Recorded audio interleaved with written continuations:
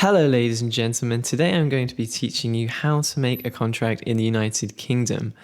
We're going to use the example of a birthday cake because that's nice and fun. This video is aimed at people who, when they think of a contract, might think, well, what the hell is a contract? And this video exists to basically demystify what a contract is and basically how to make one. I mean, this is a practical video.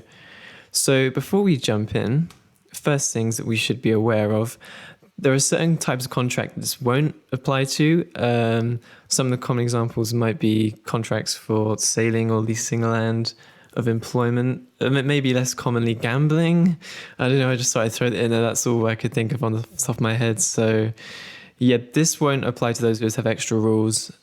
Materials, this PowerPoint can be downloaded in the description, and I've also included the example contract which we're going to make. Okay, so without trying to be patronizing, the first thing I think anyone who writes a contract is going to do is going to be to open Microsoft Word. And you may have heard on like Judge Judy or Judge Rinder when they say, oh, it's not in writing, there's no contract.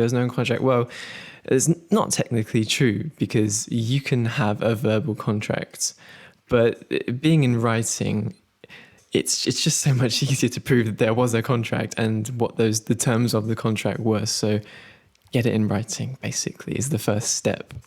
Okay, so the first thing I think you should include in a contract is basically an introduction which sets out the context for the agreement and just explains what it's for.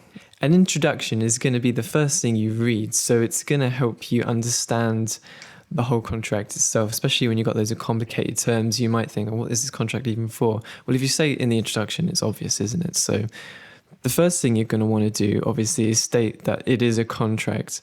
And this is really important because without that, the court can't enforce it. If there is no intention to create legal relations, there is no enforceable contract. This is especially important when you're contracting with a family member, because in that case, there's a presumption that there's no intention to create legal relationships. So it's important that you say, yes, this is a contract. I want to rely on this one day if I have to. You want to specify who the contract's between, what it's for. And so our example, this is a contract between John Smith and Jane Doe for the making of a birthday cake.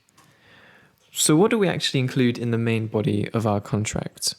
So obviously you're going to put the terms of the contract there, and you can write it however you like. There's no special way you have to write a contract. You can write it on the back of a napkin if you really want to. Some people like to number each clause, so clause number 1, clause number 2. Some people put A, B, C, D, or you can just write it as if it were like a letter or something like that. So it really doesn't matter how you format it, basically. Okay, so how much detail do you actually want to include in the contract? Because in theory, you could write everything that could possibly happen in that contract. What if someone dies? What if their car breaks down and they can't deliver your birthday cake?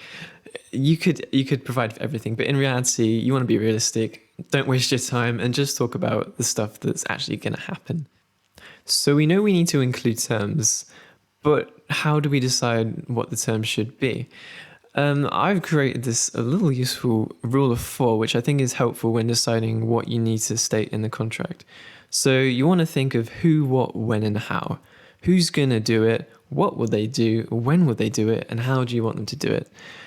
So for our cake example, I've given this somewhat long-winded paragraph, which I recommend you pause the video and read because I don't want to waste anyone's time. But basically, this sets out those 4 rules as the main body of our contract.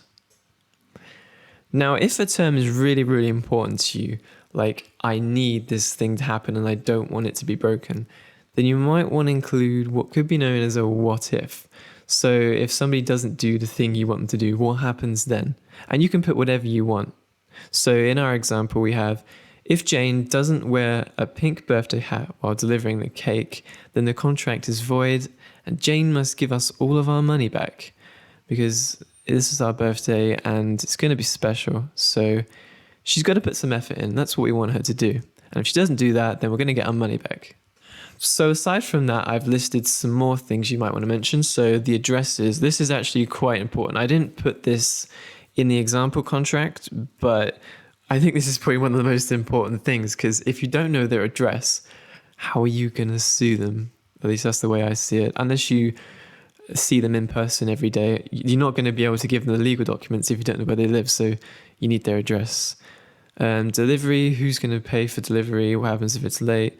Payment, cancellation, breach of contract, assignment responsibilities, who's responsible for what, and restrictive covenants. So what can they do? What can't they do?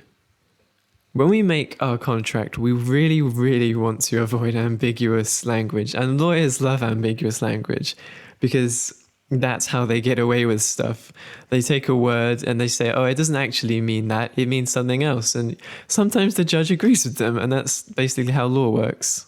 For example, in my last term, I said that Jane had to wear a pink hat while she was delivering the cake. What does that mean? What does it mean to deliver something? Does it mean she has to wear it when she's driving to his house? Does it mean she has to wear it when ringing the doorbell?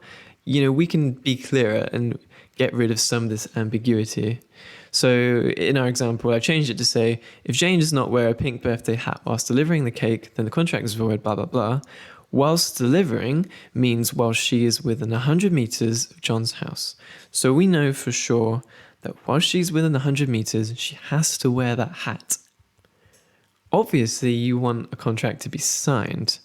If it were me, I'm OCD, so I'd get them to sign it and write their name. It just makes it more legitimate, I think. But also, it's worth pointing out, you don't actually have to sign a contract with your hands for it to be a contract.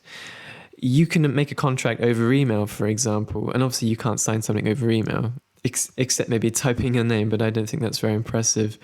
So what you have to do is just send them the terms that you want them to agree with. And so long as they say, okay, I agree to that, you're done. You got your contract. You've included your terms. Obviously include the date, especially if you're making lots of contracts, because they might turn around and say, no, you're not thinking of this contract. You're thinking of an older contract that we did. And it's just annoying. So, it helps have the date. Okay, so this is our finished contract looking beautiful in our Word document. As you can see, we've got an introduction, we got the main body, we got the space for the signatures. Also, I haven't put here, you might want to mention the addresses of both parties, just get them to write it down. You can include anything here. If any information you want, make them write it out. Honestly, the beautiful thing about a contract is it can be whatever you want it to be. That's mostly true. There's a reason we go to law school, because there's a lot to know and a lot of exceptions. That's the second thing lawyers love, is exceptions.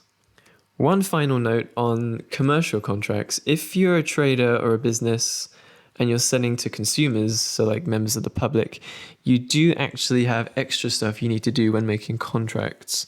I have a separate video on this. You can check it out if you like. It's called What You Must Include in a Business to Consumer Contract. And I've included the link in the description because I'm organized like that. To basically summarize what the video is about, you have to give certain information under consumer contracts regulations. So you have to give, if you're a trader, your address. You might have to give them a form of cancellation, which explains to them their right to cancel certain contracts. Contract terms have to be fair if you're a trader. They have to be transparent. And if you're doing it over the internet, you have to give certain information under the electronic commerce regulations. That's European Union law for you, making everything more complicated than it has to be. Okay, that will do this video for today. Thank you very much for listening. I hope it wasn't too awful. Leave a comment, especially if you're stuck or you have a question. I'll answer it if I can. Thank you again, and see you next time, hopefully.